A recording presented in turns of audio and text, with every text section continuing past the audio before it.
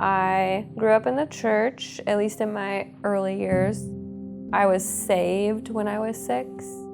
I don't remember if something happened at church that day, but I was trying to get out of trouble is what I was trying to do. And I knew that if I told my parents hey, I just accepted Jesus into my heart, then I would get out of trouble for whatever I did. And it worked. So I would say I felt excited, I wanted to go to church and tell my friends. But every Sunday, there was just a lot of focus on salvation, salvation, salvation. We would all have to close our eyes. People would raise their hands if they got saved. And so while none of that is inherently wrong, that's the memory I have, is just being terrified of going to hell and terrified that I wasn't saved.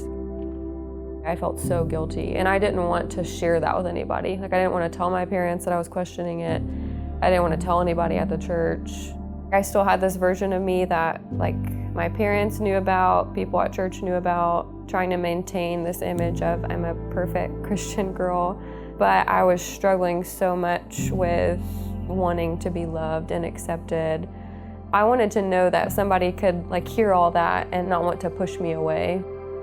So in middle school, that was the start of just getting into some really unhealthy relationships. I would be whoever they wanted me to be. I would do whatever they wanted me to do just so I could feel loved and feel known. And so by the time I got to college in Middle Tennessee, that really unhealthy pattern of relationship continued, except for in college, there wasn't just one relationship, it was multiple relationships. And even with friendships, whatever people were doing at the time, whether it was alcohol, partying, whatever it was, that's what I was doing to fit in. And I was going to church off and on. I wasn't there every Sunday. The church that I ended up in was gospel-centered, but I would say at first, I don't think I was being convicted by the sermons, but it was really the people that made the difference. The college pastor at the time, him and his wife invited me over. They let me eat with them. We played a card game. And then they let me take leftovers home to my dorm. And I was like, what are we doing? This is weird. That was the first time anyone had ever invited me into their regular rhythms of their household. So I think that was the start of it, just having people let me enter into normal life with them, but also at the same time, asking really intentional questions. And at the same time, not, just letting me come over and have fun, I think was the most important thing for me. I had gone home for winter break, and I just remember feeling absolutely exhausted with the way I was living, with myself, with my thoughts. I was just miserable. And I feel it was that moment on top of another million small moments of the church coming around me that I really felt the Lord changed my heart, I was actually saved.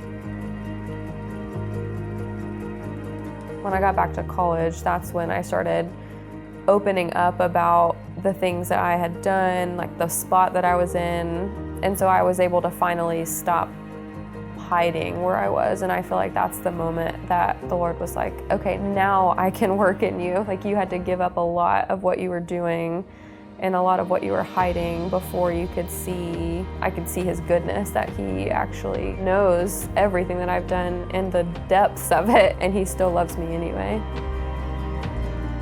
Around the time that all this was going on, I met Dylan, and we started dating in 2014 and got married in 2015. The church in general just came alongside of us and prayed for us, asked us really intentional questions, and like I said before, the church acting like a family is what gave Dylan and I just our love for the church. And also it made me realize that I wanted to pursue biblical counseling, because you can counsel people in that really familial way where you're coming alongside of people in the way that I was counseled. So I just want to be able to extend that to others.